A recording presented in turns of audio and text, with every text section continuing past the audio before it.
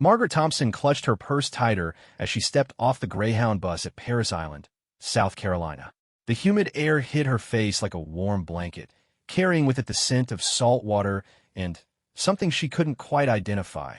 Determination, perhaps, or the weight of dreams being forged into reality. At 73, Margaret had made this journey from her small apartment in Detroit, riding for 18 hours straight, because nothing in the world could keep her from watching her grandson Jacob graduate from Marine Corps boot camp. The bus station was nearly empty, except for a few other families who looked just as travel-weary as she felt.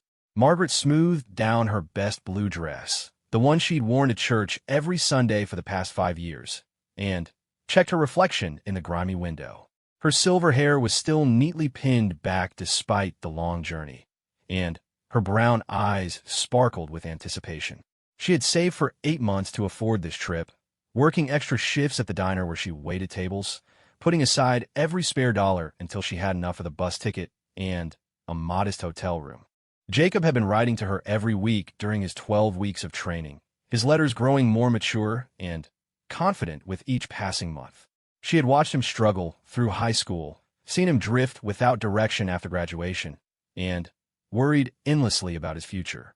When he announced he was enlisting in the Marines, Margaret had been terrified and proud in equal measure.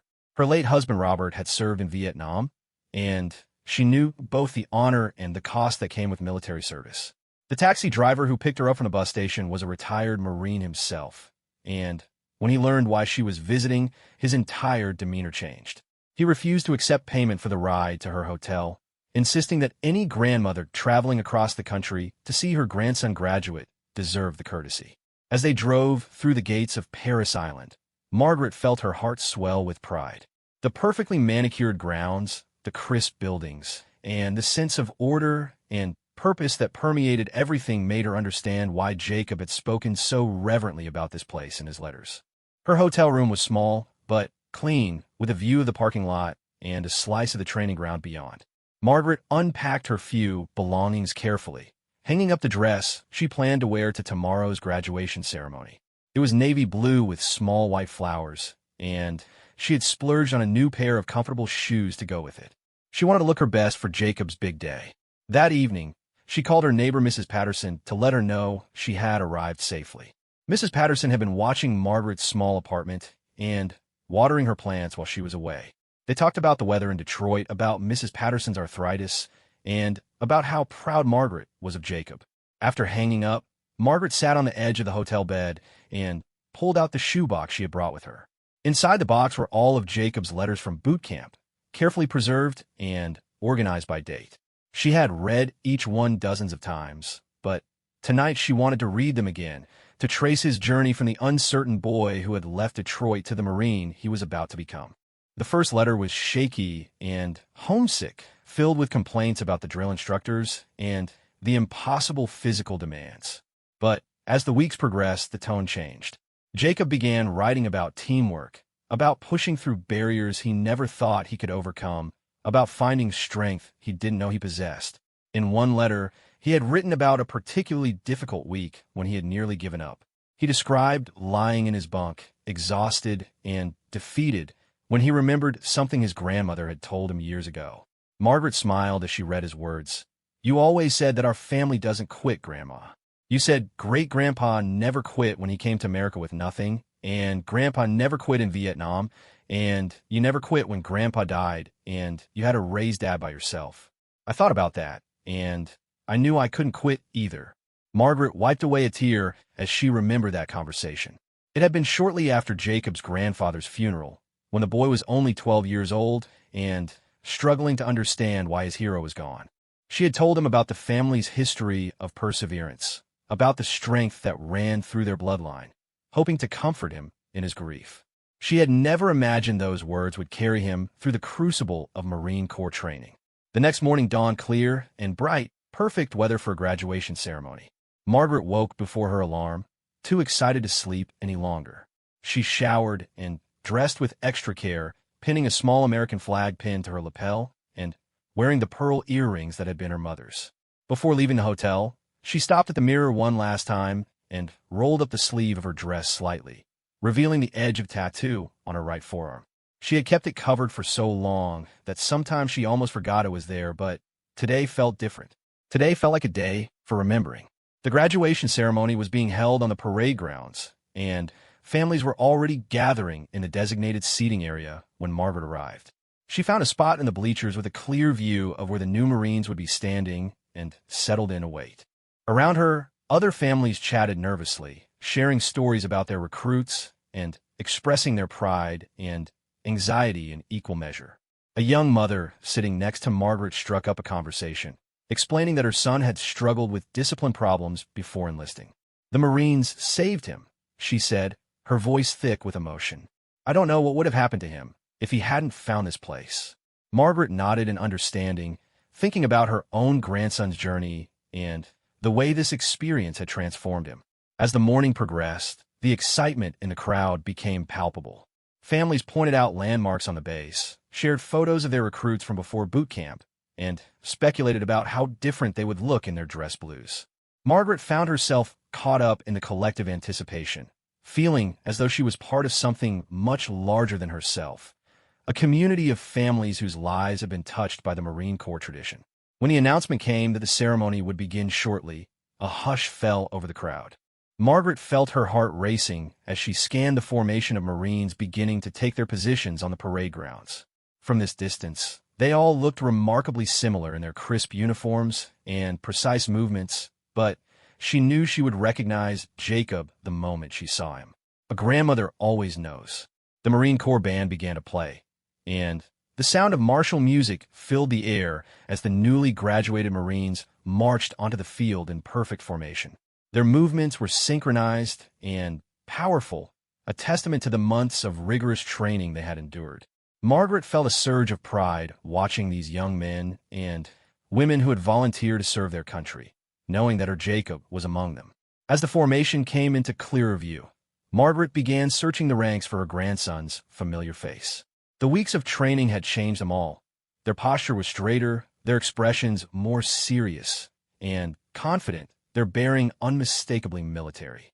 She remembered the slightly pudgy, uncertain teenager who had left Detroit 3 months ago and marveled at the transformation that had taken place. Then she saw him. Jacob stood in the third row, his shoulders square and his chin held high, looking every inch the Marine he had trained to become. His face had grown leaner during his time at Parris Island, and his eyes held a new intensity that made him seem older than his 19 years. Margaret felt tears spring to her eyes as she took in the sight of her grandson in his dress blue uniform, knowing that his grandfather would have been bursting with pride to see this moment. The ceremony proceeded with military precision, each element carefully choreographed and executed flawlessly. Speeches were given by commanding officers about duty, honor, and the traditions of the Corps. Awards were presented to outstanding recruits who had demonstrated exceptional performance during training. Throughout it all, Margaret kept her eyes fixed on Jacob, memorizing every detail of this moment that she would treasure for the rest of her life. When the time came for families to be reunited with their newly graduated Marines, Margaret made her way down from the bleachers with the rest of the crowd. The field became a sea of emotional reunions as parents, siblings, and grandparents embraced their Marines, many seeing them for the first time since they had left for boot camp. The contrast between the formal ceremony and these intimate family moments was striking, highlighting both the individual achievement and the personal cost of military service. Margaret waited patiently for her turn, watching as Jacob hugged his drill instructor and shook hands with his fellow Marines. When he finally spotted her in the crowd, his face broke into the first genuine smile she had seen from him all day. He approached her with the confident stride he had developed during training, but when he reached her, he was simply her grandson again, wrapping her in a tight embrace that conveyed everything they couldn't say in words. "I'm so proud of you," Margaret whispered in his ear as they hugged. Grandpa would be so proud, too. She could feel him nod against her shoulder, and she knew he was thinking about the man who had inspired his decision to serve. They held each other for a long moment, both understanding that this day marked not just the end of boot camp, but the beginning of a new chapter in Jacob's life that would take him far from the familiar streets of Detroit. As they separated, Jacob looked at his grandmother with new eyes. The training had taught him to notice details, to assess situations quickly, and to read people more carefully than he ever had before. He saw the way she carried herself with quiet dignity despite her modest circumstances, the pride that radiated from her despite the long journey she had made to be here, and the love that had motivated her to sacrifice so much for this moment. "Tell me everything," Margaret said, linking her arm through his as they walked across the parade grounds together. "I want to hear about every single day, every challenge, every moment that brought you to this point." Jacob smiled and began to share stories from his training, describing the physical and mental challenges he had overcome, the friendships he had forged with his fellow recruits, and the moments of doubt that had tested his resolve. As they talked, Margaret noticed how Jacob's vocabulary had changed, peppered now with military terminology and references to concepts that had become second nature to him. He spoke about honor, courage, and commitment not as abstract ideas, but as lived principles that had shaped his daily existence for the past 3 months. She realized that while she had been waiting for him to return to her, he had been growing into someone new, someone who would always carry a part of this experience with him wherever life took him next. The afternoon was filled with tours of the base, meetings with Jacob's drill instructors, and conversations with other Marine families. Margaret was struck by the diversity of the group. Families from every imaginable background united by their shared pride in their Marines. She listened to stories of other transformations, other journeys, other young people who had found their way through the challenges of military training. As evening approached and the formal events of graduation day wound down, Margaret and Jacob found themselves sitting on a bench overlooking the water that surrounded Parris Island. The setting sun painted the sky in shades of orange and pink, and the gentle sound of waves provided a peaceful backdrop for their conversation. They had been talking for hours, catching up on everything that had happened during their separation, but now they sat in comfortable silence, each lost in their own thoughts about the significance of the day. "Grandma," Jacob said finally, his voice soft and thoughtful, "I need to tell you something. During the hardest parts of training, when I wanted to give up, I would think about you. Not just the things you taught me about not quitting, but about everything you've overcome in your life. I realized I didn't really know your whole story, and I want to understand where our family's strength comes from." Margaret felt her heart flutter with a mixture of pride and apprehension. There were parts of her story that she had never shared with anyone, experiences that belonged to a different time and a different version of herself. But looking at her grandson now, seeing the maturity and seriousness in his eyes, she realized that perhaps it was time to bridge the gap between past and present to help him understand the full scope of the legacy he was now carrying forward. Margaret took a deep breath as she watched the last light of day fade over Parris Island. Jacob's question hung in the air between them, and she knew that the moment she had both dreaded and hoped for had finally arrived. For decades, she had carried secrets that felt too heavy to share, too painful to relive, yet too important to take to her grave. She rolled up her sleeve a little more, revealing more of the tattoo that had been hidden beneath fabric for so many years. "Before I tell you anything," Margaret said quietly, "you need to understand that there was a time when I was a completely different person than the grandmother you know. The woman who raised your father, who worked in the diner, who goes to church every Sunday. She grew out of experiences I've never talked about with anyone." Jacob turned to face her fully, sensing the gravity in her voice. The confident Marine who had just graduated seemed to fade away, replaced by the curious young man who had always been eager to hear his grandmother's stories, though he had never imagined stories like the one she was about to tell. Margaret's fingers traced the edge of her tattoo through the fabric. "I was 18 when I got this," she began. "It was 1971, and the world was a very different place. Your grandfather, Robert, was serving his second tour in Vietnam, and I was supposed to be the dutiful military wife, staying home, keeping house, waiting for his letters, and praying for his safe return. But I couldn't just sit still while everything was falling apart around us." She paused, gathering courage from Jacob's attentive expression. The anti-war protests were happening everywhere, and I found myself drawn to them. Not because I didn't support your grandfather, but because I couldn't understand how sending boys his age to die in a jungle halfway around the world was protecting anyone. I started attending rallies, first just to listen, then to march, then to organize. Jacob's eyes widened slightly. This version of his grandmother was impossible to reconcile with the quiet, conservative woman he had known all his life. "But, Grandma, didn't that put you in conflict with Grandpa's service?" Margaret smiled sadly. It nearly destroyed our marriage. When Robert came home on leave and found out what I had been doing, we had the worst fight of our entire relationship. He felt like I was betraying him and everything he was risking his life for. I felt like he was part of a machine that was grinding up young men for no good reason. We both said things we regretted later.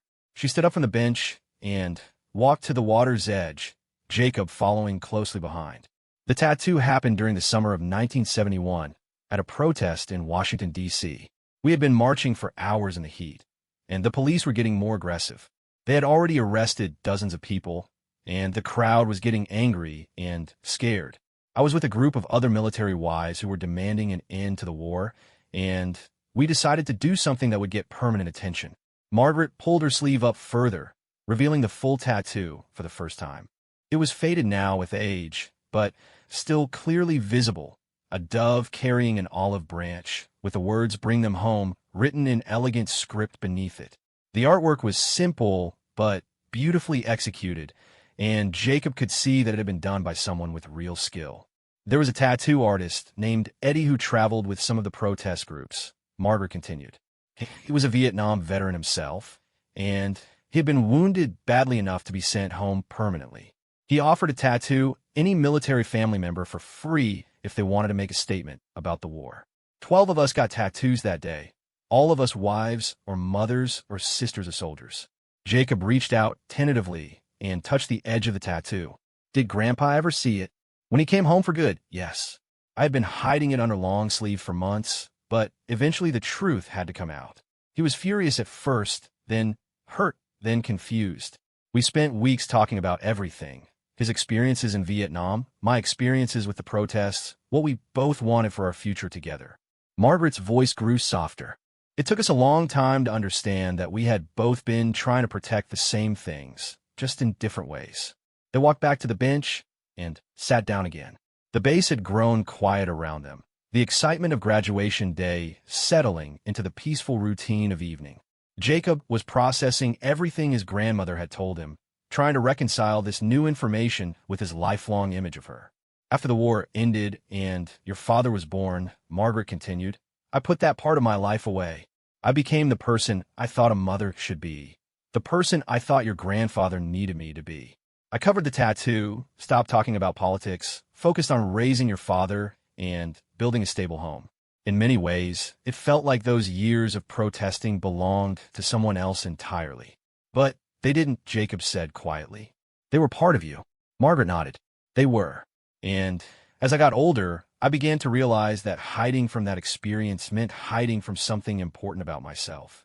The woman who stood up for what she believed in, who risked arrest and social disapproval to speak out against something she thought was wrong. That woman was brave in her own way. She was fighting for something she believed in, just like your grandfather was.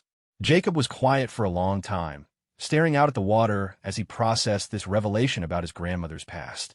Finally, he said, Is that why you supported my decision to join the Marines? Even though you had been against the war in Vietnam?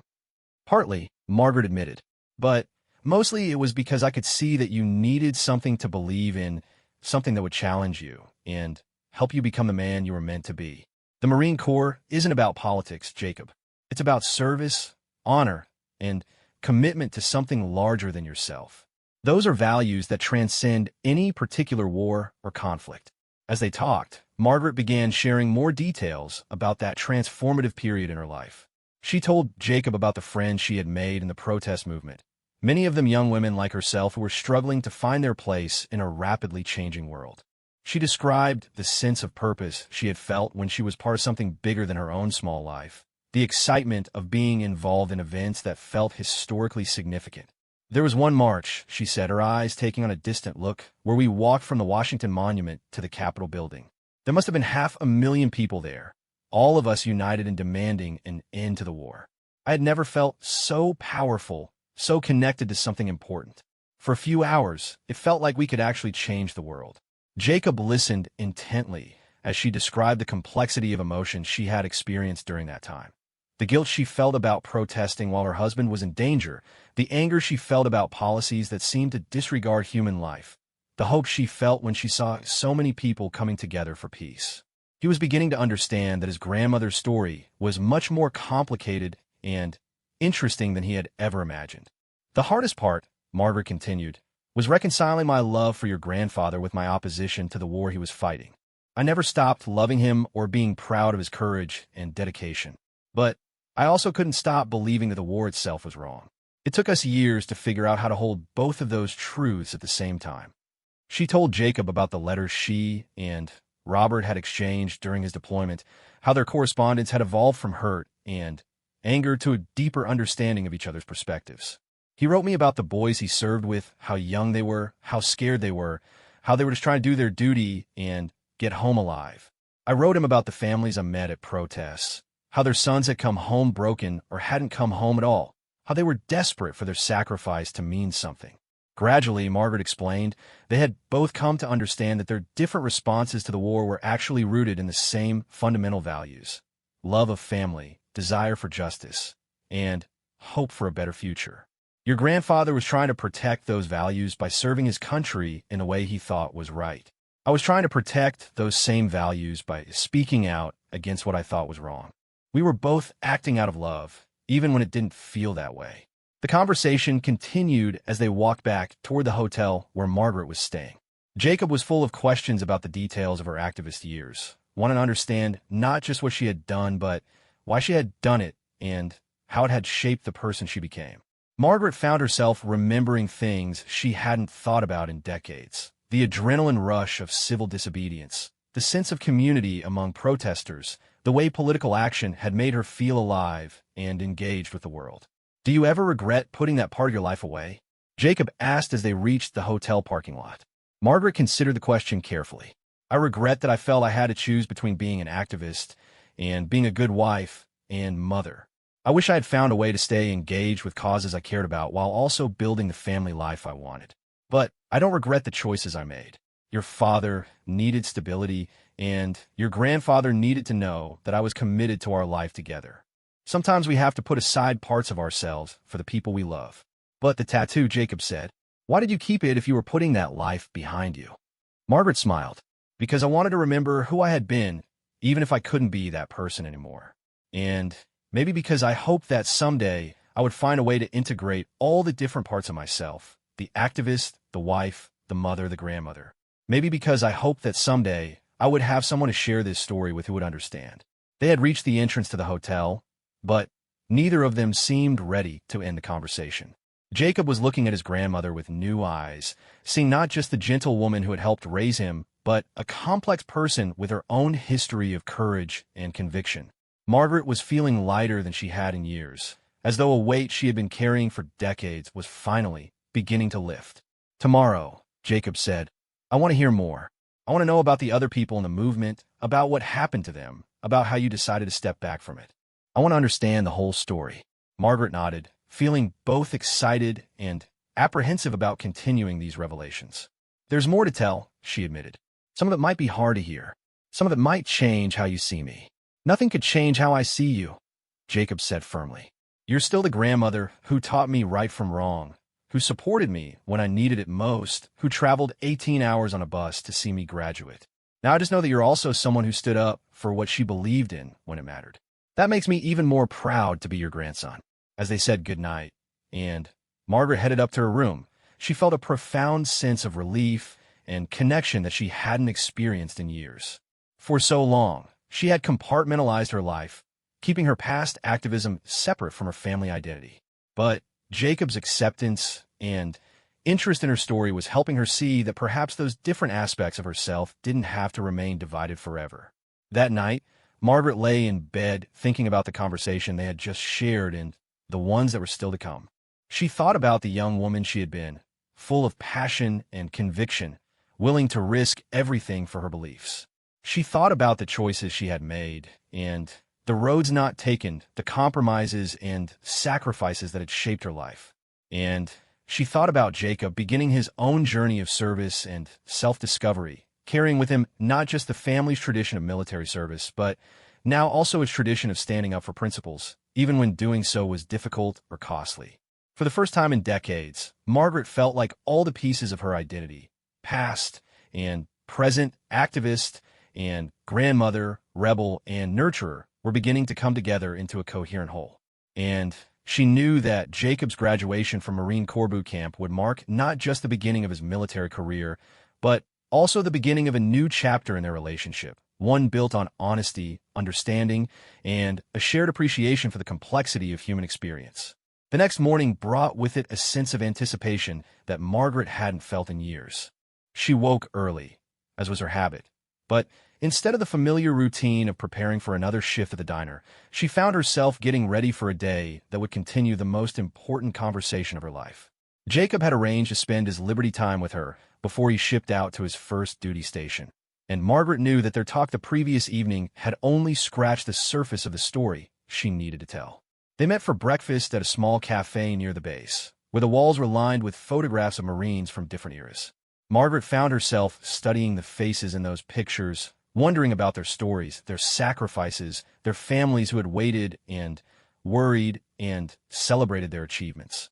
She thought about how each photograph represented not just one person's service, but a constellation of relationships and experiences that rippled outward to touch countless other lives. Jacob arrived in his service uniform, looking crisp and professional, but Margaret could see the curiosity and concern in his eyes. Their conversation the night before had opened a door that neither of them could close, and they both understood that there was more difficult territory ahead. As they settled into a booth by the window, Margaret felt the familiar weight of the stories she still needed to share.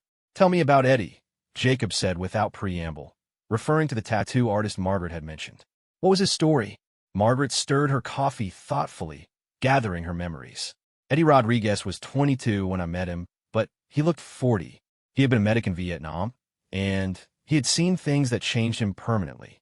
He had been wounded by shrapnel from a mortar attack while he was trying to save another soldier, and the injury left him with a limp and chronic pain. But the physical wounds were nothing compared to what the war had done to his spirit." She described how Eddie had become involved in the anti-war movement after his medical discharge, not out of anger at his country, but out of a desperate need to prevent other young men from experiencing what he had endured. "He was one of the most gentle people I ever met," Margaret continued. "He had trained as an artist before the war, and he used his tattoo gun like a paintbrush. Every piece he created was a work of art, but more than that, it was a statement." Jacob listened intently as Margaret told him about the day she got her tattoo. The protest had been peaceful until mid-afternoon, when counter-protesters arrived and tensions escalated. Police in riot gear had surrounded the demonstrators, and the atmosphere had become charged with potential violence. In that moment of uncertainty and fear, Eddie had set up his equipment in a park pavilion and begun offering tattoos to anyone who wanted to make a permanent statement of their beliefs. "There was something powerful about the permanence of it," Margaret explained. "We knew that wearing protest buttons or carrying signs was temporary, but getting a tattoo meant committing to carrying that message forever. It felt like the ultimate act of conviction." She told Jacob about the other women who had gotten tattoos that day. Sarah, whose brother had been killed at Key San, Linda, whose husband was missing in action, Patricia, who was 18 and whose boyfriend had just been drafted. "We were all so young," Margaret said with a sad smile. "We thought we could change the world with our passion and our willingness to sacrifice. In some ways we were naive, but in other ways we were braver than I ever was again." Jacob wanted to know what had happened to those women, whether Margaret had stayed in touch with any of them. Margaret's expression grew more complicated as she began to explain how the movement had eventually fractured and dispersed. The war ended, eventually, and people moved on with their lives. Some of us stayed friends for a while, but most of us drifted apart. We had been united by opposition to something specific, and when that ended, we didn't necessarily have enough in common to maintain the relationships. But there was more to the story, and Margaret knew she had to tell Jacob about the cost of her activism beyond just the strain on her marriage. She began to describe how her involvement in the protest movement had affected other aspects of her life, how neighbors had shunned her when they learned about her activities, how she had lost her job at a department store when her manager discovered her arrest record, how she had been ostracized by some military wives who saw her as a traitor to their community. "The hardest part," Margaret said, her voice growing quieter, "was when your father started school and other children would repeat things they had heard their parents say about me. He was only 6, and he didn't understand why some people treated his mother differently. I realized that my choices were affecting not just me, but the people I loved most. Jacob felt a surge of anger on behalf of his young father and his grandmother. That's not fair. You were just exercising your right to free speech. Fair doesn't always matter, Margaret replied. What mattered was that I had to figure out how to protect my family while still being true to my convictions. Your grandfather and I had many long conversations about it when he came home. He had his own readjustment challenges after Vietnam, and the last thing he needed was dealing with community hostility toward his wife on top of everything else. Margaret told Jacob about the gradual decision she and Robert had made to relocate to Detroit, where they could start fresh without the baggage of her protest activities following them. We thought it would be easier to build a normal life somewhere no one knew about my past. Your grandfather got a job in an auto plant, I found work at the diner, and we focused on creating stability for your father. The transition hadn't been easy, Margaret explained. She had to learn to keep quiet about her political opinions, to bite her tongue when she disagreed with policies or wanted to speak out about injustices. For years, I felt like I was living a lie, pretending to be someone I wasn't. But I also felt like it was necessary to protect my family and give your father the best possible start in life. Jacob was beginning to understand the enormous sacrifice his grandmother had made, not just in giving up her activism, but in essentially giving up a fundamental part of her identity. Didn't you ever feel resentful? Didn't you miss being able to speak out about things that mattered to you? Every day, Margaret admitted. But I also loved your grandfather and your father more than I loved any political cause. And I had to ask myself what was more important, being able to express my opinions publicly or creating a secure and peaceful home for the people I cared about most. I chose family, and I don't regret that choice, even though it was painful. She told Jacob about the small ways she had tried to maintain her values during those years of public silence. She had donated anonymously to civil rights organizations, had volunteered quietly with programs that helped veterans readjust to civilian life, had taught her son about justice and compassion even if she couldn't model political activism for him. I found ways to live my values that didn't put our family at risk, she said. Margaret also shared with Jacob the story of what had happened to Eddie, the tattoo artist. She had kept in touch with him sporadically over the years and had learned that he had continued his activist work, but had struggled with addiction and mental health issues related to his war experiences. He died young, she said sadly. His demons were bigger than his ability to fight them. Every time I looked at my tattoo, I thought about him and wondered if there was something more I could have done to help. Jacob was quiet for a long time, processing the complexity of his grandmother's story and the difficult choices she had faced. He was beginning to understand that courage came in many forms, not just the obvious bravery of military service, but also the quieter courage of standing up for principles, the different kind of courage required to step back from the spotlight when family required it, and the ongoing courage needed to live with the consequences of difficult decisions. Do you think things could have been different? Jacob asked finally.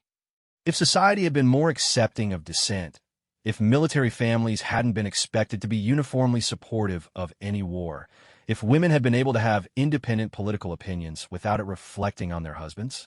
Margaret smiled at his question. Of course things could have been different, but they weren't, and I had to deal with the world as it was, not as I wished it could be. That's part of growing up, learning to navigate the gap between your ideals and the reality you're living in. She told Jacob about how her perspective on her choices had evolved over the decades. Initially, she had felt like she had betrayed her younger self by stepping away from activism. Later, she had sometimes wondered if she had betrayed her family by being involved in the first place.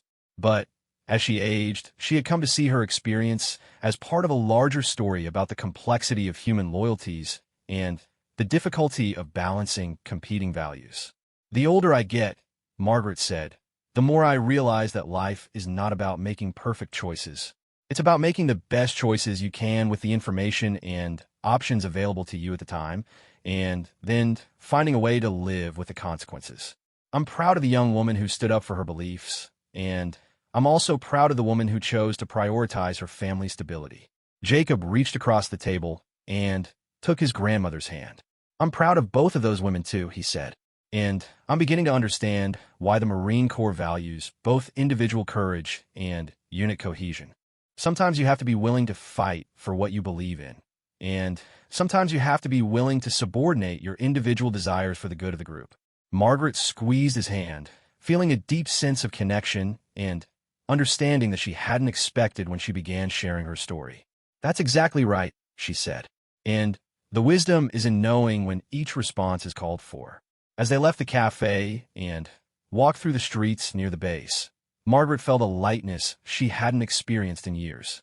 The secret she had carried for so long was no longer a burden she bore alone. Jacob's understanding and acceptance of her story had validated not just her past choices, but also her decision to finally share them. But there was still more to tell, and Margaret knew that the most difficult part of her story lay ahead.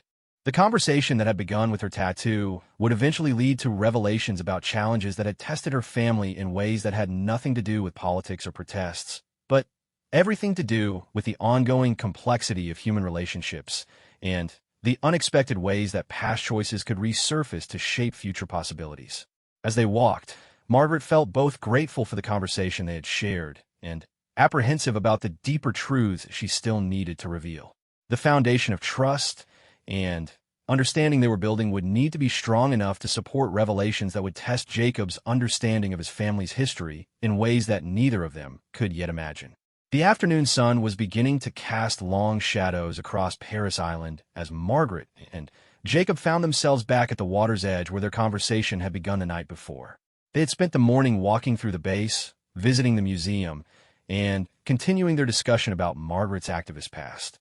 But now, as they settled onto a different bench facing the marshlands, Margaret felt the weight of the story she still needed to tell pressing down on her chest like a stone. "There's something else," she said quietly, her fingers unconsciously moving to touch her tattoo through her sleeve. "Something that happened because of the choices I made during the war. Something that affected our family years later in ways I never anticipated." Jacob turned to face her, recognizing the gravity in her tone. Throughout their conversations, he had been impressed by his grandmother's honesty about the complexity of her past, but he could see that whatever she was about to share would be more difficult than anything they had discussed so far. Margaret took a deep breath and began to speak about the summer of 1985, when Jacob's father Michael was 16 years old. "Your dad was going through a rebellious phase, questioning everything your grandfather and I had taught him about duty, respect, and family loyalty. He was angry about the rules we set for him, resentful about the expectations we had, and convinced that we didn't understand anything about his generation or his struggles." She explained how Michael had started spending time with older teenagers who were involved in petty crime and drug use, how his grades had begun to slip, and how he had become increasingly defiant and disrespectful at home. "Your grandfather and I were at our wits' end. Nothing we said or did seemed to reach him, and we were terrified that we were losing him to influences we couldn't control." The crisis had come to a head, Margaret continued, when Michael was arrested for vandalism and possession of marijuana after a party got out of hand. When the police brought him home, he was angry, defensive, and completely unrepentant. He told us we were hypocrites, that we had no right to lecture him about following rules when I had been a law-breaking protester who got arrested for my political activities. Jacob felt his stomach drop as he began to understand the implications of what his grandmother was saying. His father had known about her protest activities, had somehow learned about her arrest record, and had used that knowledge as a weapon against his parents during his own moment of crisis. "How did he find out?" Jacob asked, though he wasn't sure he wanted to know the answer. Margaret's expression grew pained. He had been searching through old boxes in the attic, looking for something he could sell for drug money. "He found a shoebox I thought I had hidden well enough. It contained newspaper clippings from protests, letters from other activists, and some photographs from rallies where I had been arrested. There were also some legal documents related to my court appearances." She described the terrible confrontation that had followed, when 16-year-old Michael had demanded to know why his mother had been lying to him his entire life about who she really was. He had accused her of hypocrisy, of being a fraud who preached respectability while hiding a criminal past.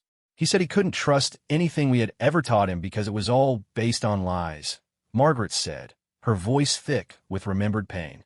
The argument had escalated until Robert had intervened, and the three of them had spent hours in painful conversation about truth, family loyalty, and the difference between civil disobedience and criminal behavior.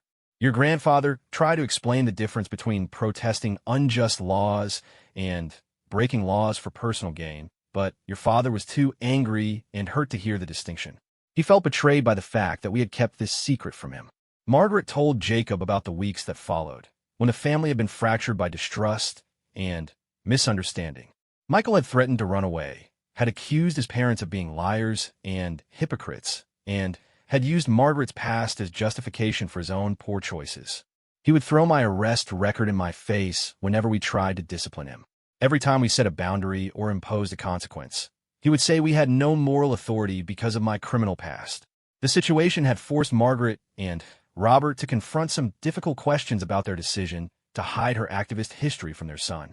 They had thought they were protecting him by keeping that part of their past private, but their secrecy had backfired spectacularly when Michael discovered the truth on his own terms rather than learning it in the context they would have provided. We realized we had made a mistake, Margaret admitted. We should have found a way to tell him about my activism when he was old enough to understand it. Should have helped him see it as part of our family story rather than letting him discover it as a shameful secret we were hiding. Our silence had turned something I was proud of into something that looked like deception. Jacob was struggling to reconcile this image of his father as an angry, rebellious teenager with the responsible man he had known. What happened? How did you get through it? Margaret smiled sadly. It took time, patience, and a lot of honest conversation. Your grandfather and I had to admit our mistakes, and your father had to learn some difficult lessons about trust, communication, and the complexity of adult choices. It wasn't easy for any of us. She described how the family had eventually sought counseling to help them navigate the crisis, how they had spent months rebuilding trust and understanding, and how the experience had ultimately brought them closer together despite the initial trauma. Your father learned that adults are complicated people with complicated histories, and we learned that children deserve honest, age-appropriate information about their family story rather than sanitized versions designed to protect them from difficult truths. The revelation about Michael's teenage rebellion helped Jacob understand some things about his father that had always puzzled him. His insistence on absolute honesty in their family, his reluctance to discuss certain periods of his own youth, his occasional references to mistakes he had made, and lessons he had learned the hard way. "Dad never told me any of this," Jacob said. "I asked him not to," Margaret replied. "After things settled down and your father got back on track, I was embarrassed about the whole episode. I didn't want you to know about his rebellious period or about my role in triggering it. I thought it was better to let sleeping dogs lie, to focus on moving forward rather than dwelling on painful history." But Margaret's expression grew more troubled as she continued. "There was something else, something that came out during that family crisis that I've never told anyone. During one of our arguments, your father said something that made me realize he hadn't just found those old boxes by accident. He had been deliberately searching for information he could use against us." Jacob felt a chill as he sensed that his grandmother was approaching the most difficult part of her story. "What do you mean?" Margaret's voice became very quiet. "A few weeks before his arrest, your father had overheard a phone conversation I was having with your grandfather. Robert had been offered a promotion at work, but it required a security clearance review. We were worried that my old arrest record might come up during the background investigation, and we were discussing how to handle it if questions were raised." She explained how Michael had listened to enough of the conversation to realize that his parents were keeping some kind of secret about their past, and how his curiosity had led him to search for evidence of what they were hiding. He was looking for ammunition to use against us, some way to prove that we weren't the respectable people we pretended to be. When he found those boxes, it was exactly what he was hoping to discover. The revelation that Michael had been actively seeking to undermine his parents' authority had been devastating to Margaret and Robert. It had forced them to confront not just their own mistakes in keeping secrets, but also their son's willingness to betray family trust in pursuit of his own agenda. "That was almost harder to forgive than the drug use or the vandalism," Margaret said. "The deliberate breach of trust, the calculated attempt to find ways to hurt us, that felt like a fundamental violation of what family should mean." Jacob was having difficulty processing this information about his father, whom he had always seen as a man of integrity and principle. How do you get past something like that? How do you rebuild a relationship after that kind of betrayal? Margaret considered the question carefully. Time helped. Consequences helped. Your father faced real repercussions for his choices. Legal consequences, social consequences, and family consequences. He had earned back our trust through consistent good behavior over a long period. But mostly we all had to grow up a little and learn to see each other as complicated human beings rather than simple heroes or villains. She told Jacob about the gradual process of healing that had taken place over the following years, how Michael had eventually apologized not just for his criminal behavior, but for his deliberate violation of family trust, how the family had developed new patterns of communication based on honesty and mutual respect rather than parental authority and childhood obedience. The experience changed all of us, Margaret said. Your father learned about the consequences of his choices and the value of family loyalty. Your grandfather and I learned about the importance of honesty and communication. And all of us learned that families can survive even serious breaches of trust if everyone is willing to do the hard work of forgiveness and rebuilding. Jacob was quiet for a long time, absorbing the complexity of the family history he had never known existed. He was beginning to understand that the stable, loving family environment he had grown up in had been built on a foundation of hard-won wisdom about communication, trust, and forgiveness rather than coming naturally to people who had never faced serious challenges. Is that why Dad was always so insistent on honesty in our family? Jacob asked finally, why he always said that trust was the most important thing between family members. Margaret nodded. Your father learned firsthand what happens when trust is broken, both from his perspective as someone who had violated it, and from our perspective as parents who had inadvertently created conditions that made the violation more likely. He was determined that his own family would be built on a stronger foundation. As the afternoon wore on, Margaret continued sharing details about the long process of rebuilding their family relationships, about the ways that crisis had ultimately strengthened their bonds even as it initially threatened to destroy them. She talked about watching Michael mature into a responsible adult, about the pride she had felt when he married Jacob's mother, about the joy she had experienced when Jacob was born, and she could see that the cycle of family love and commitment would continue into another generation. But I've always carried some guilt about that period, Margaret admitted. I've wondered if my choices during the Vietnam era created problems for your father that could have been avoided, if my activism and the secrecy that followed it damaged him in ways that affected his ability to trust and be trustworthy. Jacob looked at his grandmother with new understanding of the weight she had been carrying all these years. Grandma, you can't blame yourself for Dad's choices.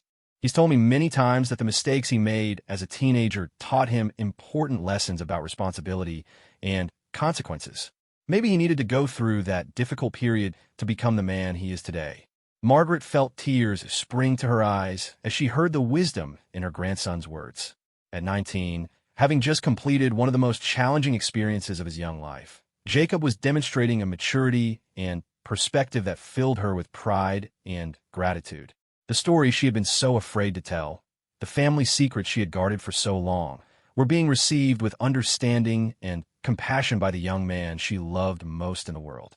There's one more thing, Margaret said softly, knowing that she was approaching the final piece of the story that had brought them to this moment of revelation and truth-telling. Something that happened just before you decided to enlist, something that made me realize it was time to stop keeping secrets and start sharing the full truth about our family's history. The evening air was growing cooler as Margaret prepared to share the final piece of her story with Jacob. The sky had taken on the deep orange and pink hues of sunset, and the sounds of the bass had quieted to a peaceful murmur. They had been talking for hours, and Margaret felt both exhausted and exhilarated by the depth of honesty they had achieved. But she knew that the most important revelation was still ahead. 3 months before you enlisted, Margaret began, her voice barely above a whisper, I received a letter that changed everything. It was from Sarah Morrison, one of the women who had gotten a tattoo with me that day in Washington back in 1971. I hadn't heard from her in over 30 years.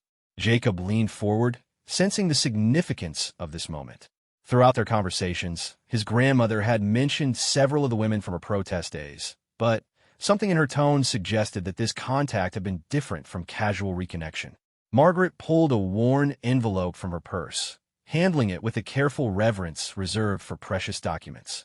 Sarah had been diagnosed with terminal cancer, and she was reaching out to all the women from that day, trying to reconnect before it was too late. But her letter wasn't just about saying goodbye. She had something important to tell us. She explained that Sarah had spent decades working as a journalist, and in her final years had been researching and writing about the anti-war movement for a book she hoped to complete before her death. In the course of her research, she had discovered information about Eddie Rodriguez, the tattoo artist who had created their dove and olive branch tattoos on that day in 1971. Sarah had found Eddie's sister, Margaret continued, and through her, she learned about what had happened to him after the war. The story was more complex and more tragic than any of us had known. Jacob waited patiently as his grandmother gathered her thoughts, understanding that whatever she was about to share would explain not just the letter, but also her decision to finally reveal her family's hidden history. Margaret told Jacob that Eddie had not simply struggled with addiction and trauma after Vietnam, as she had believed. According to his sister, Eddie had actually continued his activist work for years, using his art and his veteran status to advocate for better treatment of returning soldiers and to protest subsequent military conflicts. He had become a powerful voice in veterans' rights organizations, speaking truth to power about the ongoing costs of war. But in 1983, Margaret said, her voice heavy with emotion, Eddie had been arrested during a protest at a nuclear weapons facility. He and several other veterans had been charged with federal crimes related to trespassing and vandalism. The case had become a cause célèbre in activist circles, but it had also destroyed Eddie's life. She explained how the federal charges had cost Eddie his job, his housing, and many of his relationships. Unable to find steady work due to his criminal record and struggling with untreated PTSD, he had indeed fallen into addiction and homelessness.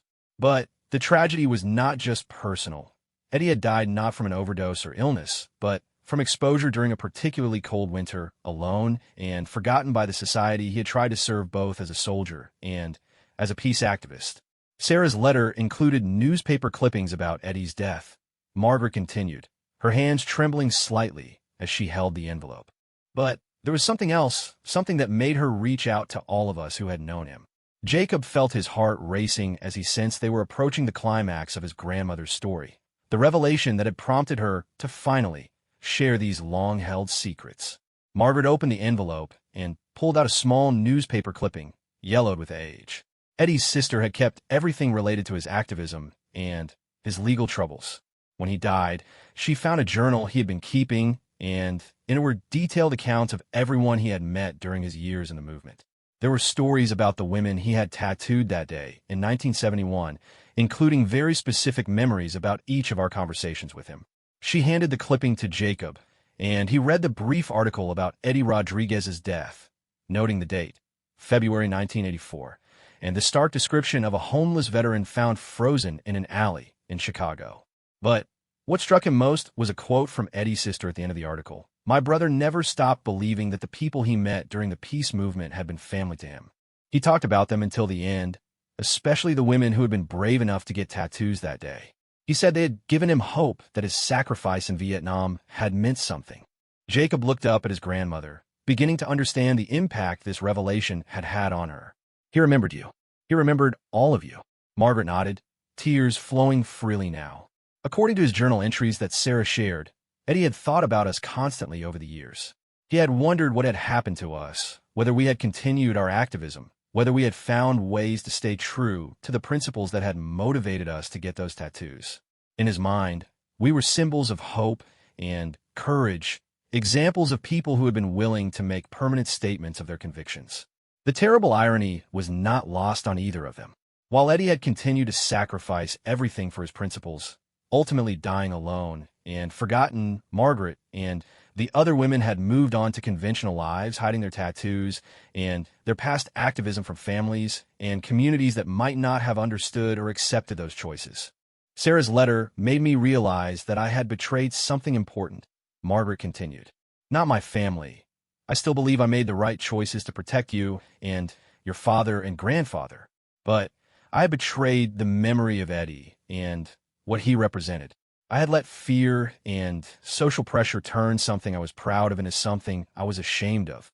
Jacob was beginning to understand the connection between this revelation and his own decision to enlist in the Marines. Is that why you supported my enlistment?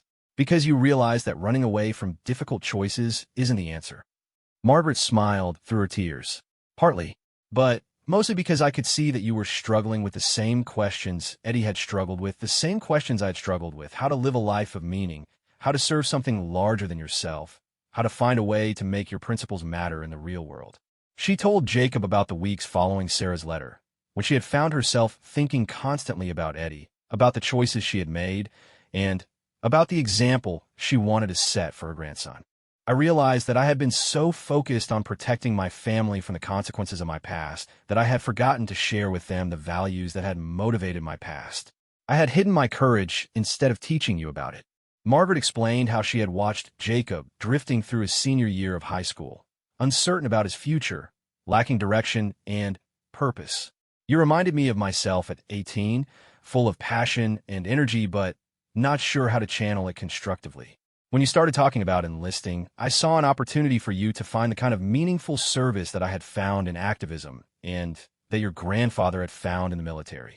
But there was more to her support than just philosophical alignment, Margaret continued. I also realized that I didn't want to make the same mistake with you that I had made with your father. I didn't want to hide important parts of our family story and leave you to discover them on your own. I wanted you to understand the full complexity of the choices that had shaped our family. Jacob was quiet for a long time, processing the weight of everything his grandmother had shared. He understood now that his enlistment had been not just his own decision, but part of a larger family story about service, sacrifice, and the ongoing challenge of living according to one's principles despite changing circumstances and social pressures. The night before you left for boot camp, Margaret said softly, I promised myself that when you graduated, I would find a way to tell you all of this. I wanted you to understand that courage comes in many forms, that service takes many shapes, and that our family's history includes both military service and civil disobedience, both conformity and rebellion, both sacrifice for country and sacrifice for family. As the last light faded from the sky, Margaret and Jacob sat in comfortable silence, both understanding that their relationship had been fundamentally transformed by the honesty they had shared. The secrets that had shaped Margaret's life for so long were no longer burdens she carried alone, and Jacob's understanding of his family's complexity had deepened his appreciation for the choices that had brought them to this moment. What happened to Sarah? Jacob asked finally. Did she finish her book? Margaret smiled sadly. She died 6 months after sending that letter, but not before completing her manuscript. It was published posthumously as Letters from the Movement, and it includes a chapter about Eddie and the women he tattooed. I have a copy. I'll give it to you when we get home. Jacob stood up and offered his grandmother his arm as they prepared to walk back to the hotel. Thank you, he said simply, for trusting me with all of this, for helping me understand where I come from, for showing me that our family strength comes from more than just military tradition. Margaret took his arm gratefully, feeling lighter than she had in years. Thank you for listening, for understanding, for not judging the choices I made or the secrets I kept. And thank you for choosing a path of service that honors both sides of our family's legacy.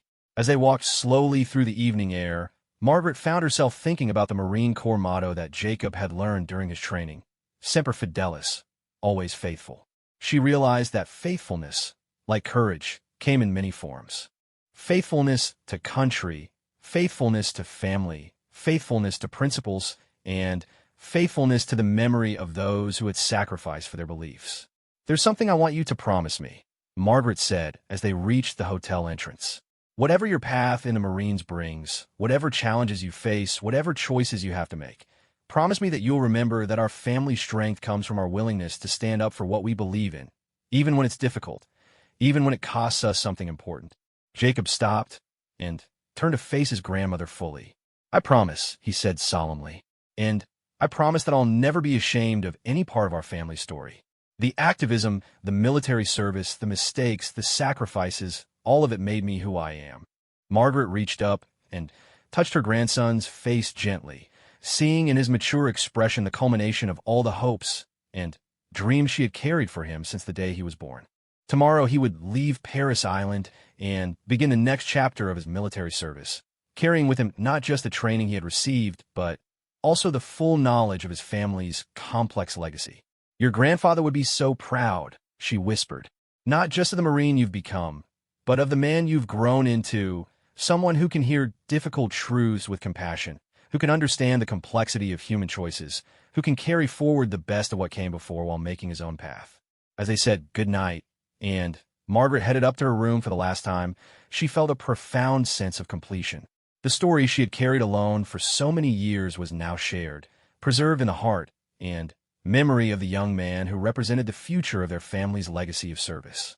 The tattoo on her arm, hidden for so long beneath fabric and fear, had finally served its intended purpose, not as a mark of rebellion, but as a reminder that conviction and courage could take many forms, and that the choices made by one generation could inspire and strengthen the next. The following morning, as Margaret stood on the platform waiting for her bus back to Detroit, she watched Jacob in his service uniform, confident and purposeful, ready for whatever challenges lay ahead. She touched her tattoo one last time through her sleeve, knowing that she would never again feel the need to hide it or the story it represented. Eddie Rodriguez's memory had been honored, Sarah Morrison's final wish had been fulfilled, and Jacob's understanding of his heritage was now complete. The bus pulled away from Paris Island, carrying Margaret home to her quiet life in Detroit, but she was no longer the same woman who had made this journey 3 days earlier. She was someone who had finally integrated all the pieces of her identity, someone who had passed on the full truth of her family story to the next generation, and someone who had learned that the courage she had shown as a young activist was not diminished by the compromises she had made as a wife, mother, and grandmother, but was instead transformed into a different kind of strength that would continue to inspire her family for generations to come.